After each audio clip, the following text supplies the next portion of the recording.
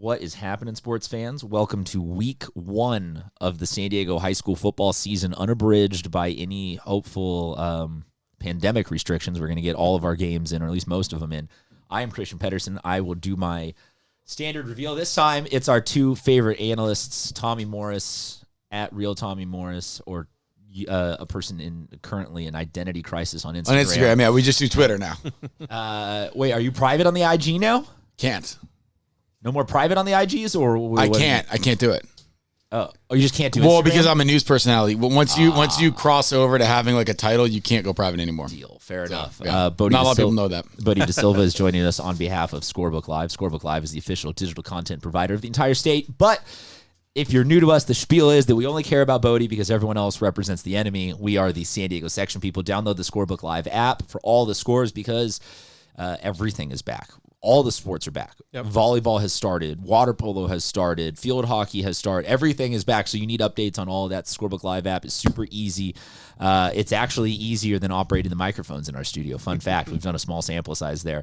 Yeah, I think you got to pull a little slack. This needs a little more slack in there, yeah. I'll do it later. So you're wrapped around there at the base in a way that I think is preventing you from being able to pull up slack. So I'm saying rotate the whole arm 356 degrees. I just created slack. Or that. No, the other direction. Other direction. Oh, yeah, I see what you're saying. Okay, I'm seeing it. Yeah. Hold on, we get talking to the microphone. Nice. Oh, yeah, you're right. Perfect. Yeah, there. All things further you drift that way, the less in frame you are. I'll move there a little bit, but I don't even remember the long-winded version of what else we had scripted for Bodie's introduction. We're just grateful that Bodie is back. He traveled to, what, 11 away Padre games over the summer? What was the total number of games you saw on the road? 11 baseball games, 10 Padre games. 11 baseball, 10 Padres. Yep. Blue Jays, Red Sox, and Buffalo. There's the bonus. Oh, that's Blue Jays, cool. You Red got to go to Sox one of those. In the Buffalo. Jealous.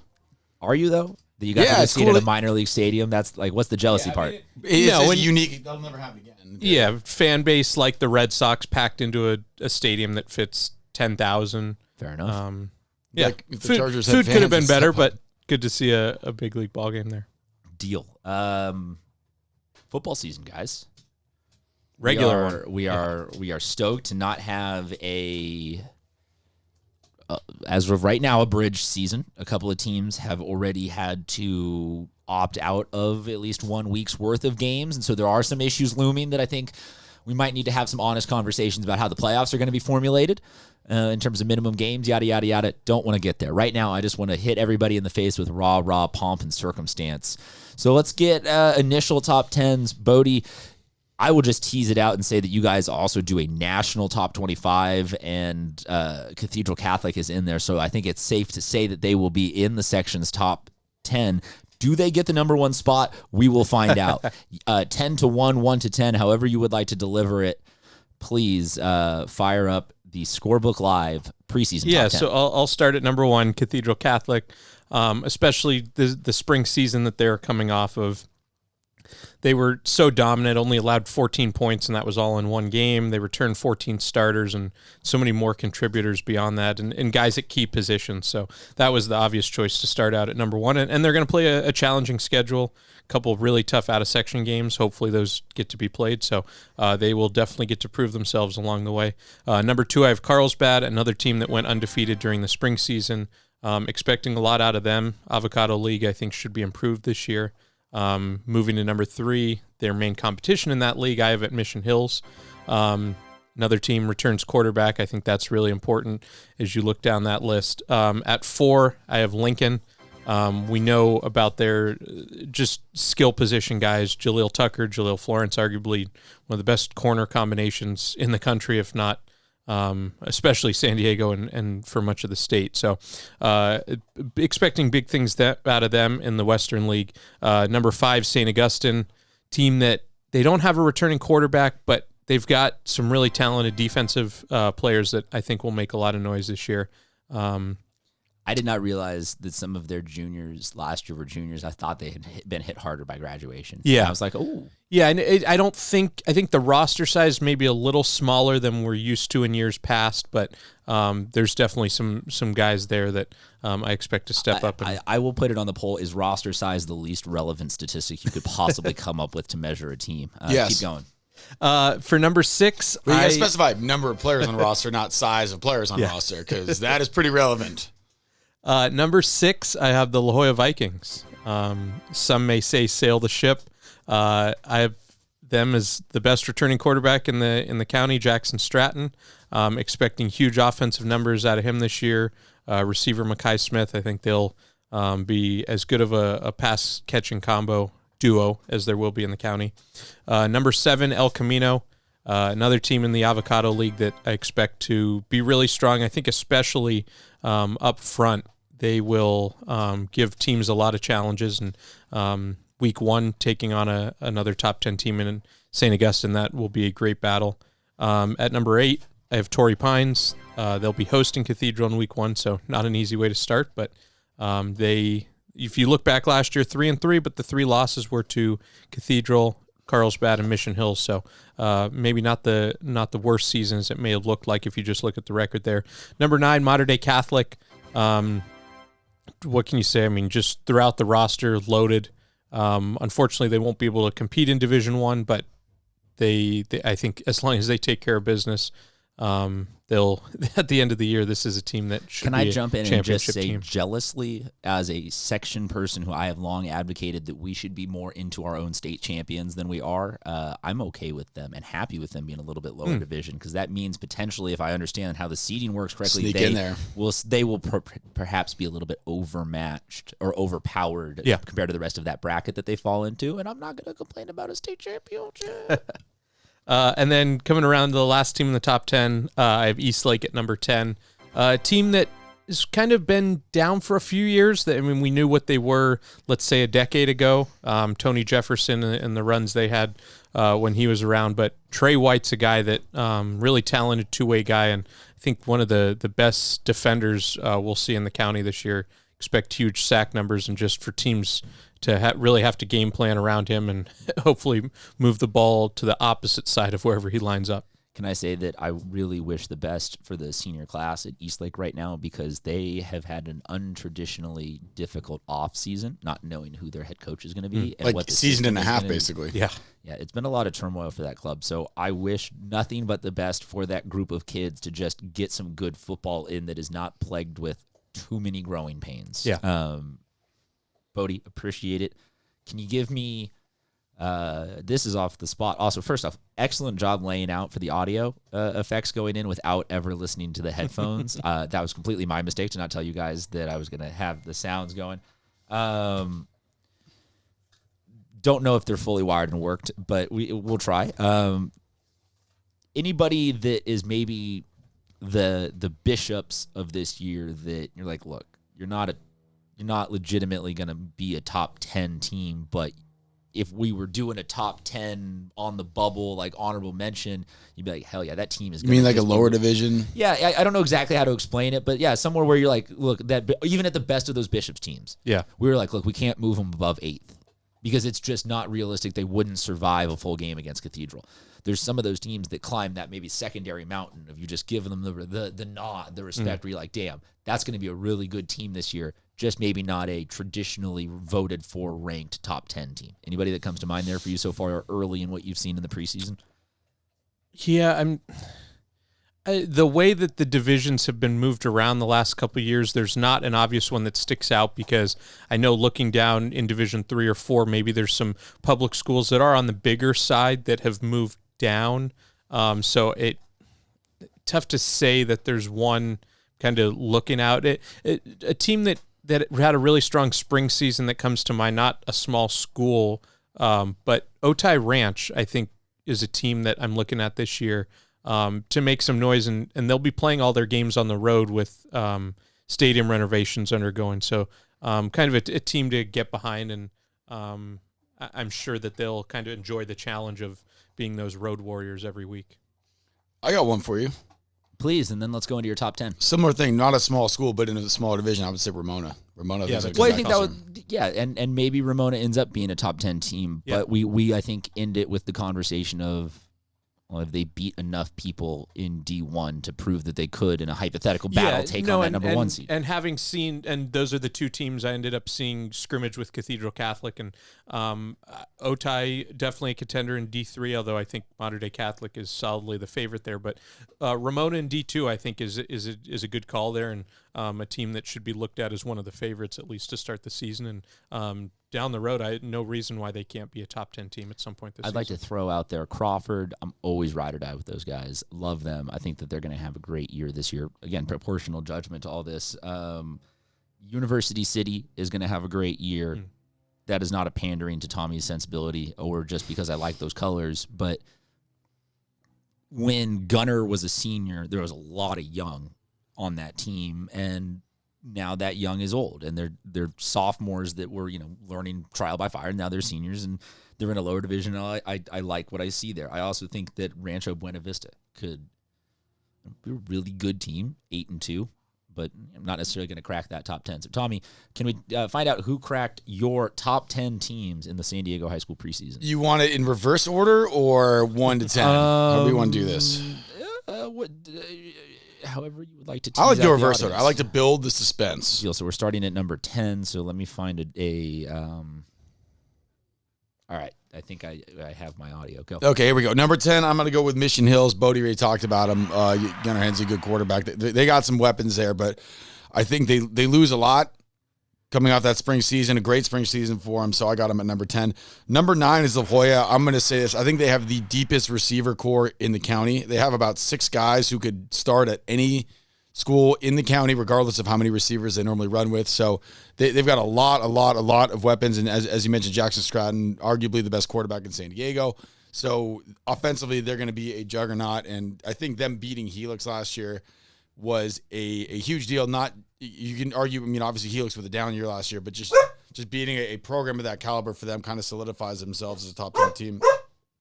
Speaking of Helix, number 8, I have Helix. I know they had a down year last year. They were struggling to find their identity offensively. They had a bunch of kids that didn't play last year that they thought were going to play. And when you kind of throw that in, you have a couple months to prepare. You weren't sure if you're going to have a season or not. I think a lot of the struggles that every team had to deal with last year, Helix had that tenfold just with the uncertainty they had of who was going to play and who wasn't. So I think they will be back in the top 10. I think they'll be a solid squad once again. Number 7, I have Torrey Pines. I think they were in a similar situation. You have your offensive coordinator leave to get a position kind of right before the season starts, and then they went to the spread. They tried to go away from the spread. There was a lot that Torrey Pines went through in a very short period of time last year. I think those questions will all be resolved coming into this year, and I think we'll see a much stronger Torrey Pines team, also with a Stanford commit on the defensive end. Yeah, congratulations to Zach Rowell. So I think Torrey Pines will be back, kind of like Helix. They had a kind of a weird year as far as dealing with. Hey, intern. Intern away. Hey, get her away. Intern. For those of you that have not watched the show before, that is our in-studio intern. She's fine. She's doing okay. She's hanging in there today. She was doing fine until she ate her bone. We got number 6. We have Mater Dei Catholic. And I'm working on this. I'm going to make a promise. I will not forget to say Catholic when I mention the school's name for the rest of the year. Because I always forget. I will not forget this year. Hold me to that. You guys hold me to that. Or you can always just bail out and call them the Crusaders. I will give you that. I want to do it the hard way. It was the same thing with when we started this about 5-6 years ago with Saint Augustine. I could not say it correctly for the life. Augustine. Yeah, it was always that, and then and then I'll get in my head which one was it. But is it fair though, Bodie, to give him the bailout that if he gets halfway through it, he can quickly just tag on the Crusaders? Could be Foothills Christian. No, but then it could be Foothills Christian. No, they're the Knights. Oh, yeah, you're right. There's no other Crusaders. Just bail out of this. Just say the Crusaders. That's I think there is a Crusaders. Calvin Christian. Calvin Christian. There you go. That's what it is. I knew there was another one. Sorry, I knew Foothills Christian. Which one's Guahomie Park? The Fighting Frogs. Frogs. Oh, yeah. Frogs. We need to do that, actually. You know what? That would, now I'm thinking that would be a fun in-studio segment. Or something. Just like, I can't believe I got that wrong. Put mascots up here and ask athletes, hey, which school is this? Hey, which school is this? Hey, which school is this? That actually is not a bad idea. So Mater Dei number 6. This, oh my gosh, just did it literally right away. Mater Dei Catholic number 6. The Crusaders. It took 2 seconds for me to screw that up. It's a transfer coming last year that weren't able to play. That they'll be able to play this year. Everyone on that team is solid. They will have arguably the best defensive player in the county when all things are said and done in the linebacker position. So I like Mater Dei Catholic at number 6. Number 5 is going to be El Camino. Always a bunch of big boys up there. And fight for players with Oceanside all the time. But this year, I think they're going to have the upper hand in the city, in the Oceanside city. Number 4, St. Augustine. Coming off of a year where a lot of uncertainty there, quarterback position all over the place, but I think they'll be back to where they usually are at number 4. Number 3 is Lincoln. We can talk about them all we want. A lot of Division I prospects on the team. They are always tough, and I think they will be fine. They got a kid transferring to play quarterback from Arizona. I think that Which, can I just say that fact that actually happened, I feel like that's just the most cliche used line by coaches in an offseason. Oh, we got a guy coming in from Arizona just to scare their quarterback. Like, do you not? Maybe I just have had a very weird select group of conversations, but I feel like coaches are always like, yeah, it's happening a couple times. They're always like, oh yeah, kid coming. There's no kid coming in from Arizona, but they're using it as a line to kind of scare their lazy sophomore quarterback. It's also a very good, like, broad area. Because it's that's not like saying, like, coming in from Fresno or Bay Area or, like, that's what I'm saying. exactly. Oh my goodness. Okay. Hey, intern, we can let the intern, Tommy, you can let the intern out. I don't think she likes the construction. No. She just let her go figure it out. Hey. We'll leave the door open? Yeah, well. All right, she'll come back. Anyway, she's not a fan. Number 2, Carlsbad, and we talked about Jackson Stratton being arguably the best quarterback in San Diego. Best quarterback in San Diego might be a sophomore playing for Carlsbad right now in a Saiyan. So there's... And that's the final Saiyan? That's the second Saiyan. There's Julian. But I'm saying, is there Aiden Aiden is there another one, or is this a... I only believe there's 2, okay. as far as I've been told. I think there's 2. There might be a female saying running around. But yeah, I mean, for a kid that saw limited playing time, obviously behind his brother during the spring season, and then in the off season, there's not too many schools that he didn't pick up an offer from. Well, and that's the thing. I don't think I can remember a kid that age of that position that has gotten so many high caliber offers at that age. Even Tyler Buckner, I don't think. It took him a little bit longer before. No. Buckner committed already to Michigan lacrosse at 7th grade. I'm not counting that. I think he had racked UCLA up freshman year, but no, I mean Georgia, Miami, Florida. I mean these are typically schools that recruit in their own area and don't come and look for a West Coast. Speaking of which, shout out to the youngest of the Buckner children on committing to play soccer at Notre Dame. That's Irish. 3 different sports in that crew. So yeah, a Cal volleyball, Notre Dame football, Notre Dame softball, or Notre Dame soccer. All in blue and gold too. There you go. Yeah, very simple. Family colors. And so my number 1 team obviously going to be Cathedral Catholic. I don't think I'm actually excited that they're going to, if they get to play, as Bodie mentioned, this out of section schedule that they have set up, because it will give San Diego a good barometer of where we are as a city and how we can compete with some of the southern section schools and stuff like that. So hopefully they do well. I'm always rooting for the San Diego teams when they go out of the section, regardless of who they are. Yes. And as I mentioned, my call on Lucky Sutton setting the record. The schedule's going to make it a little more difficult, but I think... No, yeah, I'm shocked that he didn't pick up any more offers, because he's a very impressive running back, and but he hasn't committed yet, so still some time, maybe mid-season, something comes around. But he'll have it at Corona Centennial, home against Chaminade, at De La Salle. Our running backs get disrespected all the time. I think those 3 games for him specifically will be huge, because he will. I have all the confidence in the world. He's going to prove that he can not only compete with those teams, but be the best player. If you perform against those, and there's really no questions left. Nothing else you can do. So those are my top 10. Sorry if I left your team out, but season hasn't even started yet, so just relax. You have 11 total weeks, right? If you count week 0, 11 weeks to prove yourself before the playoff starts, before my mind is made up, and then the playoff starts, nobody cares anyway. Because I was gonna say, here's the cool thing: none of us decide the playoffs ever. Right. So go win games, and then we'll all be wrong. And if you have been a fan of this show for maybe a couple of years, you might remember the year where we put Mother Nature in at number 1, when there was all the lightning, and nobody took that one in stride. And it's just proof that this does not matter. That was my favorite rankings. Remember we made up the logo and everything? I had a great time. Yeah, that was fun. I thought, okay, whatever. You guys are no fun. Everyone in this room is fun. I'm saying people watching are no fun. Dang it, Colorado scored again. Hey, one run is holding serve. Yeah, we're also live watching the Padres game. We're holding serve. We scored back. Yeah, 4-4. We say we close out 5-4 here. now. Not 5-4. Would you say we close out here with some game? I don't want to call them predictions or previews or anything like that, but just quick breakdown. Yeah, I just talk about games. Like, we will keep a running tab this year. Is everyone in on that? We'll keep a scoreboard running tab. Stay above 500. We will get Noah Laxina on this, which it sounds like Noah's going to be our Saturday guy now for reaction shows until basketball season gets here. But Colton will be in on this, listed as the intern. Historically speaking, this is more to the audience right now. We have tried to use these as ways to make sure that schools, big, small, north, south, east, west, black, white, Hispanic, Asian, whatever, like, can all get coverage at some point during the year. This is not meant to slight one team. No. We don't dislike any of you other than I dislike Bishops very openly and honestly, because I'm forced to have to now be married to that program, literally, on October 8th. Their defensive coordinator, Cole, becomes my brother-in-law. So I'm allowed to have that hatred. Tommy can hate whoever. You want to hate on Bishops also because you're Country Day. Bodie can hate on the whole world sarcastically because he's from Torrey Pines. But just know, going into this, whenever you hear us talking about this, if we pick one or the other, so much of this is just performance television of if all three of us universally agreed that one team is going to beat the other team, you would be bored of that. Sometimes some of us, chiefly me, will go out on a limb and say something stupid.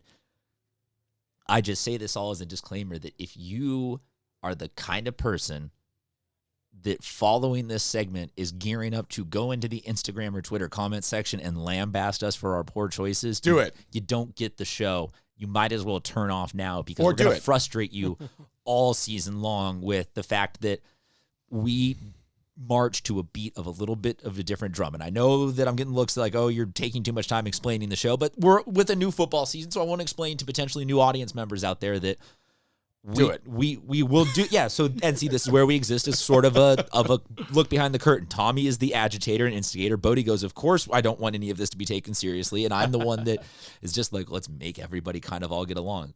That being said, let's talk about our first game. Steel Canyon, East Lake, two schools that, is that one? No, I just want to go first for this one. Oh, okay. Yeah, no, I was going to say just two schools that are poised to always have good years, always have good athletes, and I think this is a great week one matchup. Tommy. Yeah, I'm going to go with Steel Canyon this one because they are giving the ball to a major athlete at running back in Major Givens. I'm going to try that one over again. I had it in my head exactly the way I want to say it. Let's set it back. We'll set it back up. All right, so Steel Canyon, East Lake, a pair of teams that are always loaded with athletes, super good, ready to go early on in the season. This is they chose violence in week one. Tommy, you wanted to jump in on this one. Yeah, I like Steel Canyon because they're giving the ball major times to a great running back in Major Givens. You happy with that one, or you want to do one more? Given major carries to Major Givens is what I wanted to say, and then I blew it twice. Nope, we'll roll with that one. So he did not get that many carries in the scrimmage. I think they were saving him. Steel Canyon is going to be good. Steel Canyon's always sneaky good. I remember a few years ago they beat Helix back when Helix was the almighty power, and they snuck up and got him the last game of the season. So people tend to forget about Steel Canyon all the way out there in the East. Don't do that. They're a good team. I like them in this one. Yeah, like you said, this is really a great matchup. I will say this blanketly across week one, everybody woke up and chose violence. That would be the meme. If I had to pick one meme per every week, this is the everyone got right out of bed in the morning and first thing they said is, let's take out our biggest possible rival and let's go at it. Yeah, I have Eastlake at number 10, but it not that this is some uneven matchup. I think this is a really good matchup. I think this is a low-scoring game with two strong defenses. I talked a little bit about Trey White earlier from Eastlake, but definitely a candidate for CIF Defensive Player of the Year. I think going to do some huge things this year. And Eastlake receiver Jordan Blondin, I'm expecting him to really have a breakout season, put up some good numbers in the spring, and with a full season, I think he will become a name that that is just heard of more around. I think Eastlake gets this one done in week one. I will go with Steel Canyon. I think that, like I said earlier, I hope for a lack of development and maturity issues out of just the Eastlake program right now, but somehow Scott Longerbone's teams are always just a bunch of freak athletes that you're like, okay, they didn't give Major Givens a bunch of carries, but we just know that they're poised, ready to explode at some point. So I like me some steel. You can't bend it, or you can bend it, you can't break it. Damn it. Do you want to go again on yours? Yes, please. Go. Why do you like Steel Canyon? Poway Granite. I was huge on Granite as a preseason. Hey, they're loaded with athletes. Bodie, you have seen them now in person, and you said no me gusta. They are just not what I was saying in terms of this overwhelming power. Them taking on Poway, again, early on, feels like a great matchup test for both teams. Yeah, I think the way Granite was in the spring, had a really good season, got tripped up at the end against a really good Carlsbad team. I'm glad those two were able to come together, finish the year, because spring season was crazy, and for that to be the final one was great. So Poway's a team that I really had on my radar, even for the top 10. I think this is going to be one of their better teams in a while. So I got to go with Poway here in this one. Returning quarterback, I think that's another big thing. So, Tommy? I hate agreeing, but I'm going to have to agree. Poway, they obviously lose Vance Jefferson, probably, in my opinion, one of the best athletes in the last class. But he was a Swiss Army knife. You can't really make up for that. But as Bodie said, quarterback returns. It's a program that's on the rise. Granite loses a bunch. Justice McComb, I thought, was one of the most underrated quarterbacks in San Diego. He's gone now. So I like Poway. I don't think this is the last appeal from Granite, though. I think Granite will surprise us a couple times this season, but it will take them a little while to get in the swing of things. And I think week 1, this is a tough matchup for them. Can I go with Granite until I'm proven wrong? Yes. Okay, if I go with them this week and they lose, I'll come back down to reality. But right now, I will still stay in with them. Del Norte, Escondido, because we never back down from a single opportunity to talk about the small teams, the small schools. We love them. What do we got here? Who wants to go first? Yeah, I think you want it. You want to take one? I will go first, and I will say I love Del Norte's approach the last couple of years. They are the team that always, and I know Menai Hazlitt's health was a huge boom and bust for them production-wise, but they always had a ton of momentum going into league, and then they drop a couple of league games. I have no reason to believe that they won't at least do that again this year and tear through the first 4 or 5 weeks and be a great story. So I'm all in on them this Friday night, taking down Escondido. Yeah, and Eastlake. F it, man. Another one that in week 1 seems to be really evenly matched. Not that there's an easy winner to pick here. Yeah, that's what I'm saying. Everyone chose a great. There's very few tomato cans getting smashed on week 1. I'll go with Del Norte in this one. I think Escondido lost a good amount from last season, but expect this to be another good one. And I think Del Norte is a good call to early on in the season make some noise here. Always, man. You can put it on the poll. You can always count on Del Norte at least the first couple weeks. Tommy? Home game for Escondido. I'll go with Escondido in this one. I think Del Norte's got some pieces that they gotta figure out again. It's similar to Granite. I think it'll take them a couple weeks, but they'll be fine midway through the season, but I think it's going to take them a few weeks to get there. Saints versus El Camino. That'll be our final game. Tommy, we will start again with you if that's okay, because that will be us. Normally there's the 4th analyst here, but yeah. Girlfriends and jobs, man. Girlfriends and jobs. I'll make it easy on you guys. So my top 10, Saints was 4, El Camino was 5. You like an upset? No. You're that kind of, you're that level of, hey, you're the one earlier encouraging chaos. I am confident in my decision. You put El Camino 4 just to drive the narrative of it just so I can pick it up. No, I can't put them in that order and then not pick them in this game that way. That would be extremely stupid. So I have to St. Augustine in this one. Referencing my top 10, I had Saints at 5, El Camino at 7. Game is at El Camino, and they do have the returning quarterback in Kai Reed. I will not make a pick just because that's the game I'm going to be at this week. Don't want to frustrate anyone ahead of time. I'll be there covering it objectively. so then let's do this for whenever this arises this season. And we Bodie picks tie.